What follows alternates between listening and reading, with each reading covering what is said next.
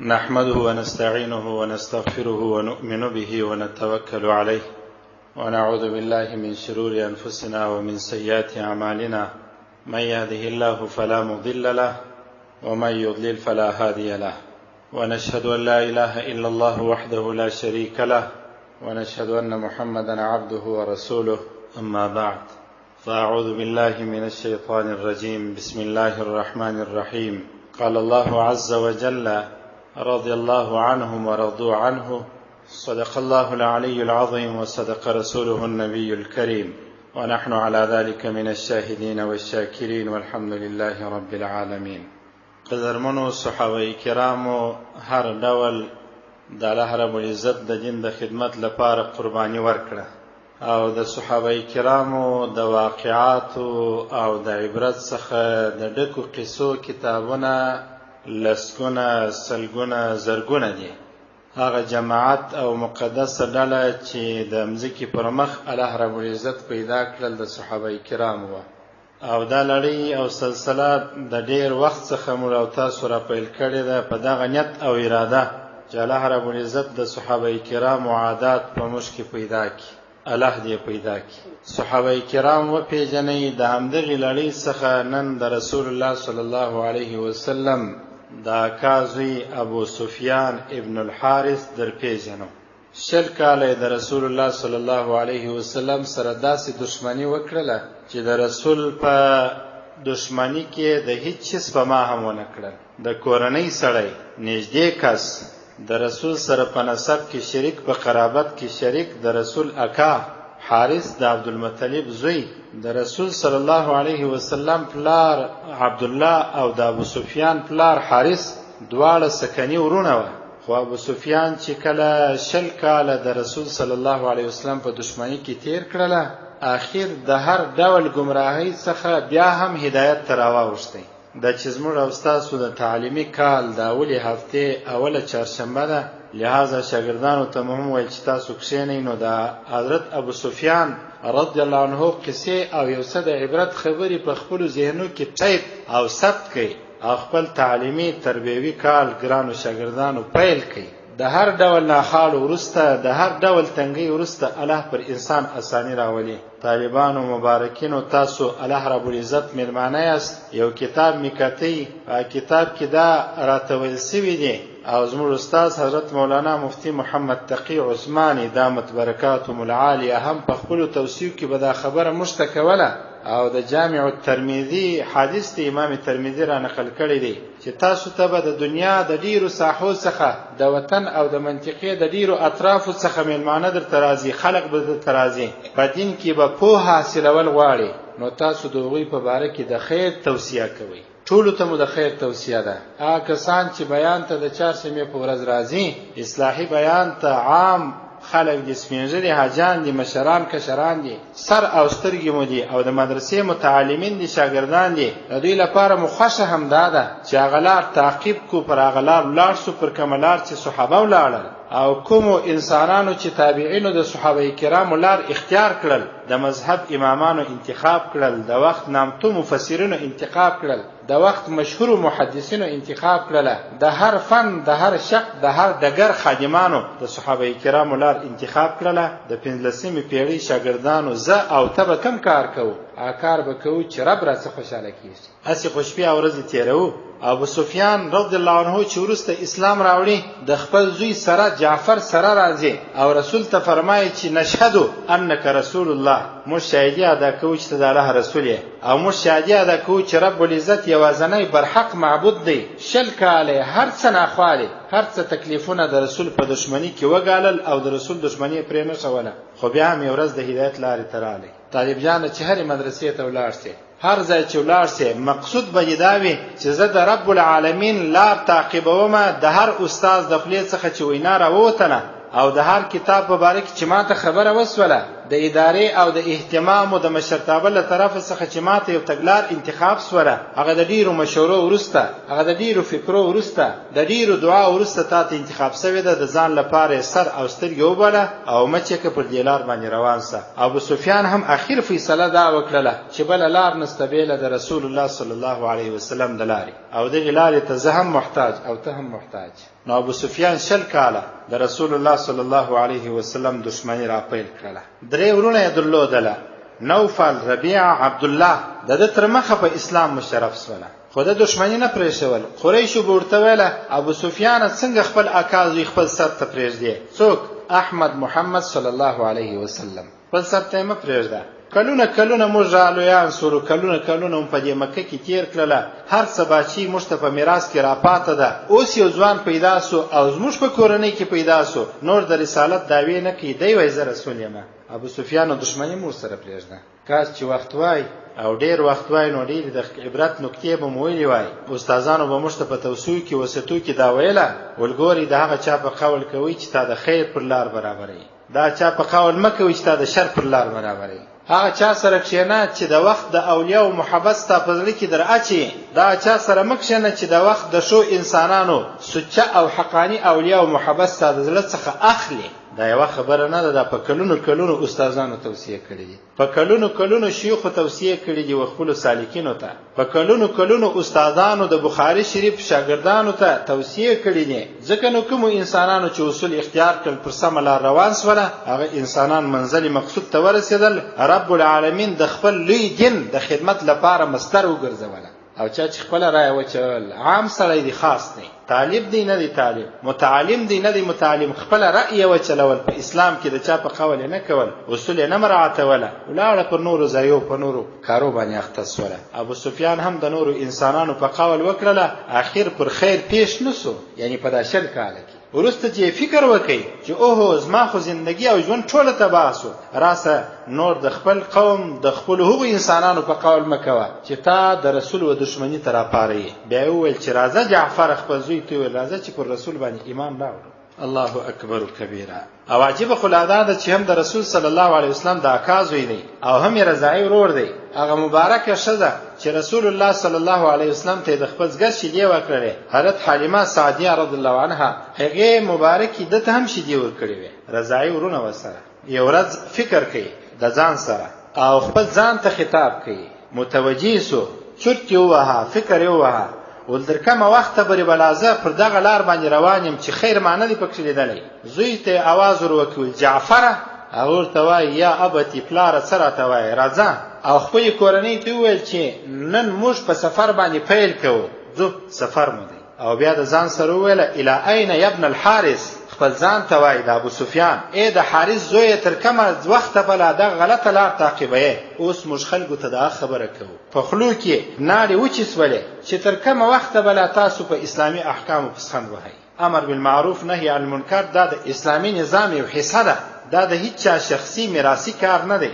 دا که میراث دی رسولي میراث دی، که میراث دی آسماني میراث دی، که میراث دی قرآني میراث دی. اوس د اسلامي احکامو څخه ټوکې او ټکالې جوړې سولې، ورسه یو کتاب د فقه شریف نه لسګونه کتابونه در پورته که. که چا استخفاف او توهین او سپکاوی د اسلامي احکامو کوي، هغه انسان د اسلام خوند نسته. وایس دې انسانانو ته چې ګوره په فیسبوک کې، ګوره په سوشل میډیا کې، ګوره په نورو مجلسو کې، په هغو شعبو، په هغو څانګو چې رب العالمین په خپل قرآن یا رسول الله صلی الله علیه وسلم په خپلو ارشاداتو کې یا د مذهب امامانو په خپلو مذاهبو کې را تشریح کړي وه، ګوره ټوکې مه ځینې جوړوه. د خپل ایمان خیال وساته، د خپل وجدان خیال وساته. تر کومه وخته پورې د حضرت ابو سفیان رضی الله عنه دا خبره خو رښتیا هم د پام وړ ده. الی این یبن الحارث، تر کومه ځایه پورې به ځم، تر کومه وخته پورې به ځم، تر کومې زمانې پورې به دا غلطه لار لا تعقیبوم. اخر خو یو سرحد سته، اخر خو د ملک الموت علیه السلام راځي، د ملا زنه هم ورتړي، د مفتي زنه هم ورتړي، د طالب زنه هم ورتړي،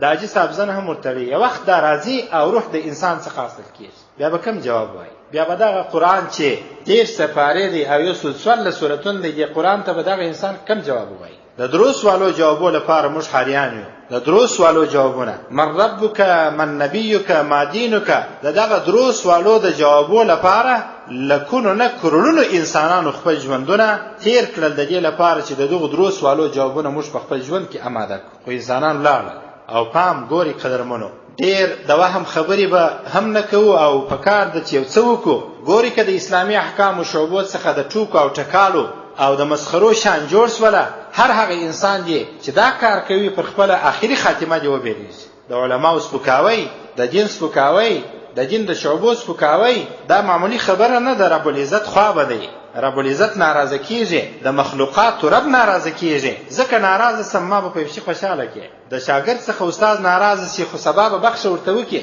که رب العالمین ناراضه سو او یو څوک د ایمان څخه به برخې د دې دنیا څخه ولاړی، بیا به څه کوي؟ هلته خو دوهم نوې نظام نشته په آخرت کې چې د دنیا بل نظام شروع سي، بل ژوند شروع سي. نو دا خبره یې وکړله. بیا بیرته حضرت ابو سفیان رضی الله عنه ځان ته جواب ورکوي چې یا ادي هدف معلوم دی، طالب جان تا ته دا خبره مقصودی متوجه ده، منزل دی معلوم دی، مقصود دی معلوم دی. الی رسول الله صلی الله علیه وسلم، زم رسول ته اسلام راولم او پر هغه رب ایمان راولم پر کوم رب چې رسول ایمان راوړی دی، د رسول پر رب باندې ایمان راولم، هغه مقصود ته ځان رسوم. طالبان ته مرزا خبره کو جوړ مقصود ته ځان ورسوي. دا شرح جامع چې تا نن شروع کړ استاد درته ویل اول مورد شروع وسول ابتدا، نن دې درس وای، پرون دې درس وای، نن دې د جامع ته کښېنه او دعا وکړه او دعا وکړه. داسې دعا وکړه چې رب العالمین دغه استاد په برکت شرح جامع زده کومه خدای په هر نقطه، هر حاشیه، په هر حرف، په هر زیر او زبر، هر پیش، په هر کلمه او په هر جمله، هر صفحه کې زما د هدایت لپاره هغه اسباب کښېږده چې مخلوق یې شولای نشي. را روان سوله، زوی هم د ځان سره روان کړي، رالل سفر را شروع کړي، منزل یې طی کړي، لار یې ووهله، یو ځای ته چې راورسېدله د ځان سره سواري را روانه کړې وه، ځینې وایي آس، ځینې وایي اوښ، خو د هغه زمانې هره سواري چې وه چې راورسېدله رسول الله صلی الله علیه وسلم وختیله صحابه کرامو ته امر کړی و چې د ابو سفیان وینه که هر چا ته په لاس ورله ابو سفیان دې قتل کې مړ یې کې، ځکه چې زما په دښمنۍ کې د هیڅ هم نه دي سپمولی. هر څه دښمني زما سره وکړل، هیڅ مراعات زما نه دي کړی، نه د الله د دین کړی، نه د الله کړی، نه د رسالت کړی دی، هیڅ نه دي کړی. لہذا هر چاته چې په لاس ورلی بیره هم ورسره وه. دلیل څخه یې خلک ولیدل چې په رسول علیه الصلاة والسلام په یو جونګل او خیمه کې راټول دي صحابه کرام دي، ضعیف دي، د وخت فقیر انسانان دي، خو لوی رب العالمین ته ډېر محبوب انسانان دي. طالب جان ته موږ دا خبره کوو، تاسو ته هم کوو قدرمنو چې تاسو په ظاهره که لباس مو ښه نه وي، لباس که زوړ وي پاک وي عیب نه دی، لباس که نه وي خیرنو دا عیب دی. لباس زوړ واغونده خو رب العالمین ته محبوب سه. طالب په خپل طالبي کې رب العزت ته ځان محبوب که، دونه اوښکې توی که چې رب العالمین په اسمانو کې فیصله وکړي چې زما د لوی دین لپاره ته ما انتخاب کړی د خدمت لپاره. په زور دا کار نه کېږي. هغسې انسانان ولاړله چې ذهنو ته انسانانو سلام کوئ. زموږ سره خپله په کال چې موږ فارغ کېدلو یو طالب را سره و شاګرد، د استاد ټولې خبرې پیدېدلې، 7 کسه 8 کسه استادان راتلل. د حضرت مولانا مفتی محمد تقی عثماني صاحب بخاري شریف چې به ماښام شروع کړله، هغسې حرکات به یې ورسره کوله لکه څنګه چې به مفتي صاحب کوله. بیا به یې په آخري کې دا ویلو دا استادانو کش کې چې یو څه تحقیق لا نور کولی، چندانې خوند یې نن نه دی په کړی. هغې خبرې د طالب مجبوره کوي، وچیز ته یې مجبوره کوي چې تر ننه پورې بیا چا الف هم نه دی باندې ویلی. او الله داسې مریضور پیښه کړنه، الله داسې په بدبختي اخته کړي چې یو ساعت یې تبوي 2 ساعته جوړي، 3 ساعته یې تبوي بیا جوړي، شواروز یې تبوي بیا جوړي، چې راپورته سي چان چې خوړلي ټوله کوي. یو سړي به دا فکر وي چې ما ته دا استاد کښېنستی، نو څه دا نو استاد، دا زما استاد نه، څه خبرې چې راته وکړې نه یې منم، پلانه یې وکړله. پام کوه د الله رب العزت محبوب بنده، محبوب طالب، محبوب متعلم، محبوب زده کوونکی، ښوونکی جوړ کړه. استاد ته هم دا خبره ده، زه معلم په حیث د یو معلم، په حیث د یو مدرس ما ته دا خبره ده، هر سهار چې شاګرد ته ځمه په هغه نیت سبق ورته وایم چې رب العالمین زما د خولې څخه برکات د انسانانو سینو ته انتقال کړه. زه هم یو عاجز یم، هسې نه چې په تکبر او لوی باندې اخته سم. چې لرې صحابه کرام ولیدله، انتظار یې وکړي. د انتظار څخه وروسته یې لار بدله کړله. ولې خو معلومېدله چې صحابه کرام معمول کوي، لار یې بدله کړله. لار چې یې بدله کړله د خپله سواري څخه کښته سو، خپل زوی جعفر ته ویل ورلاسه پر دې لار ولاړ سو. په یو ترتیب یې صحابه کرامو صف منځ او رسول علیه الصلاة والسلام ته ځان ورسوي. چې ځان یې ورسوي، جناب نبی کریم صلی الله علیه وسلم چې سترګې ورباندې ولګېدلې مخ یې ځینې واړوي. دلته علما فرمایي وایي داسې رسول قربان سمه چې 20 کاله یې چا دښمني ورسره وکړله، خو د خپل ځان لپاره یې غچ او انتقام وانخستی. الادب المفرد د امام بخاری رحم الله تعالی کتاب دی. اصلاحي احادیث پکې کې دي، تر 1300 زیات احادیث دي، د 600 زیات بابونه دي. پاکي یو حدیث راځي وای رسول الله صلی الله علیه وسلم د خپل ځان لپاره د چا څخه غچ او انتقام نه دی اخیستی. رالی شل کلن دشمن رالی او ورته ودرېدی. رسول چې کله سترګې برمانې برابرې سولې مخې ځینې واړوي. ابو سفیان چې په دې وخت کې لا ایمان نه دی راوړی دا بلې خوا ورته رالی. رسول بیا سترګې باندې برابرې سولې بیا مخ ځینې واړوي، بیا یوې خوا او بلې خوا ته راځي. خو رسول صلی الله علیه وسلم نور ته ګوري ځکه چې د الله د دین سره دښمني اخیستې وه. اوسني وخت کې د اسلامي نظام سره دښمني نه ده پکار، د علماو سره دښمني نه ده پکار، د وخت د نامتو مشهورو خادمانو سره هر هغه څوک چې د الله رب العزت د دین لږ یا ډېر خدمت کوي دښمني نه ده پکار. ځان ملامتوو، ځان باید ملامت کړو. په ما کې عیب شته، په ما کې کمزوري شته. ولې دا اوبه ننوځي ورځ ته رابلې په مځکه؟ شکم د اوبو ډک دی خو الله رب العزت دا اوبه راڅخه اخیولې. چا خیرات وکړي؟ ما وکړي. چا استغفار ووایه؟ کومو انسانانو زر زر واره پر ځان باندې دا لازمه کړله لکه رسول الله صلی الله علیه وسلم چې فرمایي هره ورځ د الله رب العزت څخه 80 یا 100 واره استغفار واړوه. کوم انسانانو، کم باغ والا، کم پټي والا، کم تجارت والا، کم کاروبار والا اول به ځان ملامت کما ما کم کار ځان لپاره وکړي چې د خپل طالبان ته یو توصیه وکړم چې توم استغفار وایي زه هم استغفار وایم. الله خو په دې استغفار وبره راپورته کوي، الله خو په صدقات وبره راپورته کوي، الله په کوم شانو باندې وبره راپورته کوي. دا دي ننوځي نارې دي، بغارې دي، چغارې دي، شکایتونه دي، د رب څخه ګیلمن یو اما خپل ځان ته نه متوجه کېږي چې ما څه وکړه. الله ما ته کومه سزا راکړي؟ ولې د خپل عیب ته نه متوجه کېږم؟ ولې د خپل کمزوري ته نه متوجه کېږم؟ طالب جانه ما ته هم خبره ده، تا ته هم خبره ده. زما مشر حاجي صاحب په ډېرې بخښنې سره تا ته هم خبره ده، ما ته هم. همزولو ته خبره کولی شي، کشرانو ته امر کولی شو، ټولو ته خبره ده. کوم کار موږ د ځان لپاره وکړي؟ رب مو په کوم شي باندې خوشحاله کوي؟ رب ناراضه دی. تر څو چې رب خوشحاله نه سي تر هغه وخته به د مځکې په شکم کې لا اوبه ننوځي. د قرآن آیات دي داسې یو څوک شته چې دا اوبه دې راپورته کړي، بې له الله بل څوک دا اوبه نه سي راپورته کولی. ودې ووایي پیچي برما دې ووایي، ساده برما دې ووایي، 15 انچه دې ووایي، 9 انچه دې ووایي، 13 دې ووایي، ګوکۍ دې باندې ستړي کړي، ماتې دې کړي، خو که رب فیصله نه وه کړې اوبه نه راپورته کېږي. او که رب فیصله کړې وه بیا په معمولي یو 15 شپږو لسو 20 متره باندې خلک تعمیرات جوړ کړي. الله اکبر کبیره. نو نبی علیه الصلاة والسلام مخ ځینې واړوي. اخر ابو سفیان یو आवाज وکړي، خبر یې وکړ الا الله رسوله ایمان ته راغلی او جعفر زوی را سره د ایمان ته راغلی او دا خبره کوو نشهد ان لا اله الا الله، دې شاهدي ادا کوو چې د رب څخه ماسې او بل معبود نسته، ونشهد ان محمدا رسول الله، او د دې شاهدي ادا کوو چې محمد صلی الله علیه وسلم د الله رسول دی. نبی علیه الصلاة والسلام ته په دې وینا ورنږدې سو. باره ورته وویل حضرت ابو سفیان رضی الله عنه ولې د الله رسوله لا تثریب یا رسول الله، ای د الله رسوله تثریب نسته، انتقام او غش نسته، د معفي خبر د معفي راته وکړه. رسول صلی الله علیه وسلم جواب ورکړي ولا تثریب یا ابا سفیان، ای ابو سفیان نن هیڅ انتقام او غش نه څخه خو په دې یوه کلمه الله رب العزت ټول شان در معاف کړه. ګوره قدرمن طالبه د سترګو څخه په یو څاڅکو اوښکو باندې الله رب العزت هر څه در معافوي. د شپې په تاریکۍ کې چې راپورته سولې مدرسه، جامع مسجد، برق لري، اوبه دې شته، مشکل دې نسته، خوب دې سر دی، په شخانه کې پرېوتلې او ښه هوا ده، یو ځل 15 دقیقې د رب العزت دپاره راپورته سه او رب ته وژاړه چې ربه د معلم په خبرو کې که ته تاثیر کښېنځې د استاد تاثیر نسته، زما په وینا کې که ته تاثیر کښېنځې تاثیر نسته. رب العزت ما استاد سره خوشحاله کړه، ته راڅخه راضي سه، ته مو ټوله خدمتونه قبول کړه، په درس کې برکت راواچوه، بیا وګوره دغه شرع جامع به بې له شرح هم هلی. الله اکبر کبیره. وروسته جناب نبی کریم صلی الله علیه وسلم د حضرت ابو سفیان رضی الله عنه حضرت علی بن ابي طالب ته تسلیم کړي ورسته او دته او داس وروشه او د یو څه حساکه. حضرت علی رضی الله عنه را روان کړي ګویتلی او داس ورزده کړي او بیا یې ورته ویل چې خلکو کې اعلان وکړه چې رسول الله صلی الله علیه وسلم د ابو سفیان څخه خوشاله دی، تاسو هم ورڅخه خوشاله شئ. په خلکو کې اعلان وکړي چې ای خلکو واورئ زه علي یم رضی الله عنه او رسول صلی الله علیه وسلم ما ته امر کړی دی او په خلکو کې اعلان کوم چې د نن څخه رسول الله صلی الله علیه وسلم د ابو سفیان څخه راضي سو، تاسو هم راضي سئ. د صحابه کرامو اتفاق ته وګوره، د صحابه کرامو اطاعت ته وګوره.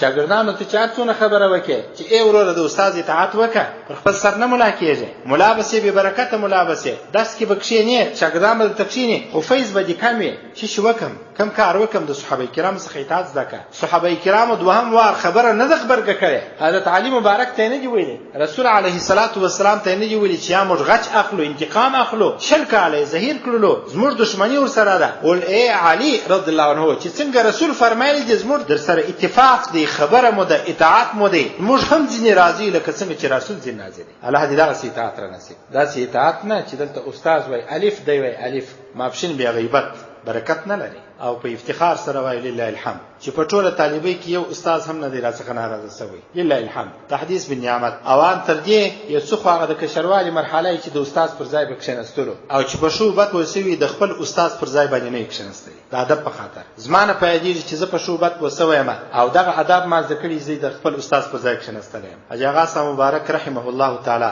رب العزت یې فیوزات و برکات زموږ څخه نه قطع کوي. نور المدارس غزني ته تللي وو، د خپلو شیوخو خلوتخانې او هغه ځای ته ورغلو، نو د مبارک رحمه الله تعالی شفقت خو هر چاته معلوم وو او هغه صحنه اوس را پیدېږي چې کاش یو څو عمر لا ژوندی وای، کاش یو څه وخت لا ځینې مستفید سوي وای. او حضرت مولانا مفتی محمد فرید صاحب لیکلي دي چې د اولیاو څخه په ژوند کې څونه برکات وي، په مرګ کې غونې برکات نور ډېر سي. حاجي اغا صاحب مبارک برکات اوس نور ډېر سوي دي. دا د اولیاو خصلت دی. الله رب العزت تر نور انسانانو یو خاصه ځانګړتیا دوی ته ورکړې ده. بیا چې کله داخل سولو هغه د شیخ مبارک چې چیرې کښېنستی خپله ایسته سو لاسه یو غوړی پر دې ځای باندې کښېنه د تبرک لپاره. د هغې ورځ څخه مو دا زده کړل چې د شیخو پر ځای د استاد پر ځای به د استاد په اجازه تبرک لپاره کښېنو، اما بې له اجازې نه د ادب دی. پوهېږو که نه پوهېږو؟ الله رب العزت یې وس راکړي، توفیق راکړي چې خبره واورو او عمل هم ورباندې وو. الله اکبر کبیره. خبرې را لنډومه، خدای پاک دې وکړي چې تاسو خستانه سئ. نو صحابه کرامو اطاعت وکړئ او موږ هم چې رسول راضي دی موږ هم راضي یو.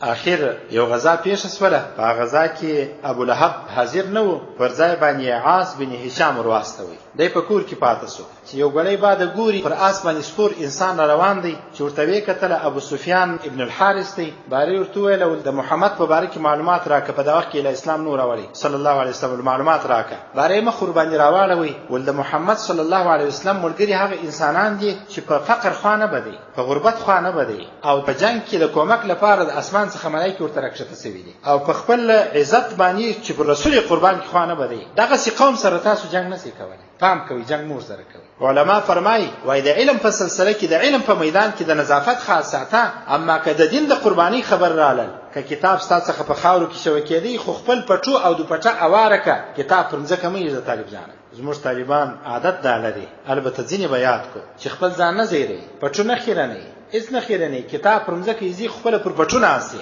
زما خبره یاد ده، زما د استاد ابو داود شریف یې ختم کړي حضرت مولانا شمس الحق رحمه الله تعالی، هغه ویله ول تاسو چې دا کاټن کالي نوي کالي واغوندئ، دا ځینې شاګردان د سجدې په وخت کې د لستونې راپورته کړي وایي داسې نه چې د مسجد دوړه مې پر لستونې وموښتې او خیرن سي. بیا په خشکه راته وویل ول پرېږدئ لستونې هم پرېږدئ چې الله ته سجده وکړي، پرېږدئ لستونې چې د الله رب العزت د عبادت په ځای په دوړې ولړل سي، پرېږدئ دا کالي خو به م پاک سي، خو که مو عبادت پاک نو بیا به نو دا خبرې ورته وکړله. الله اکبر کبیره. اخر یو غزا پیښه سوله، غالبا د حنین غزا وه.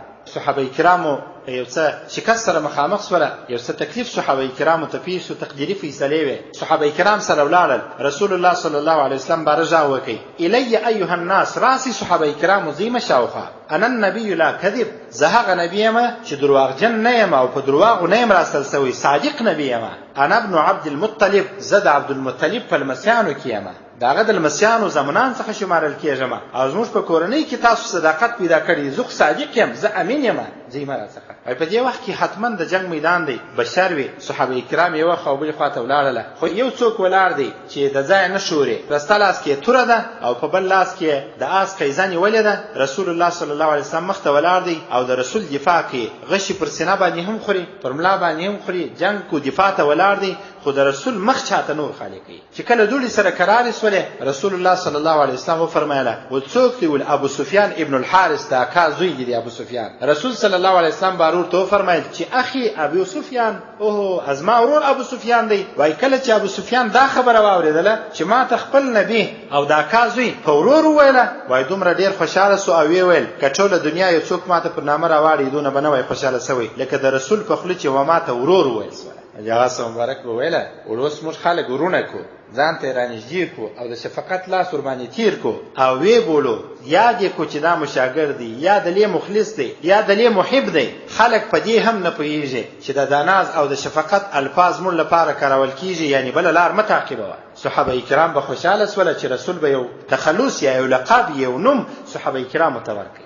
حضرت ابو سفیان رضی الله عنه خوشاله سو هغه چې څه شعرونه هم بیا د ویله او په اشعارو مطلب دا دی چې ماته تر ټولو فرحت او خوشحالي چې راکړه د رسول الله صلی الله علیه وسلم دغه خبر راکړه چې ماته ویل چې اخي ابو سفیان زما ورور ابو سفیان دی دا چې ورور یاد کړ موږ شاګردان ته د شفقت لاس ور باندې تیر کو ورته وای شاګرد دی ورته وای دعا درته کوو ورته وای د شاګردانو د استادانو سره مداغسي برخورد کړی دي د استادانو دعا موړي دي او سم چې موږ هر ورځ هر کال هر کتاب اخلو هر کتاب چې اخلو یو پلا به د خپل پیر او د خپل پیرخانه سره مشوره کوو هغه به را تصدیقي بیا به شروع کوو د مدرسې افتتاح به را تصدیقي بیا به شروع کوو بیا برکات هم پکې لیدل شوی دي شاګردانو تاسو هم مشوره کوئ د خپل پیرخانو سره د خپل پیرانو سره د خپل استادانو سره اجازه ده زه وخت یو ننوي کې ناستم استاد ورته ناستي شاګرد استاد ته وای اجازه ده چې د ډوډۍ و هم په تناره کې وی وهل مان نو خو ډوډۍ دی وی وه بارو یا چې د استاد اجازه نه زموږ تجربه د ډوډۍ سوځلې راسي یا بدخوان براسي دا دون د لوی دین کتابونه چې شاګرد د استاد درته وای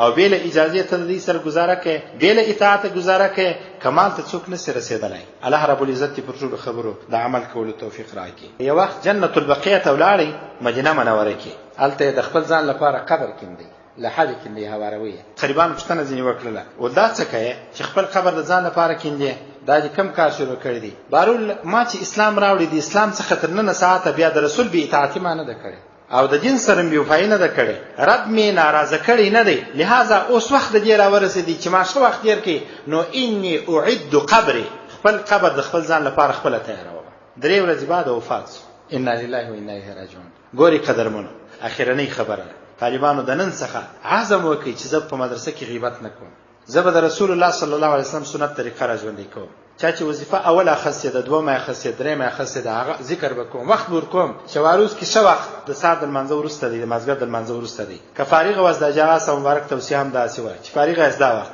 اګه په سبقانو درس اخته واس چې څنګه درته اسانه واغ کار وکي عزم وکي اراده وکي راهوډ وکي واخر دعوانا الحمدلله رب العالمین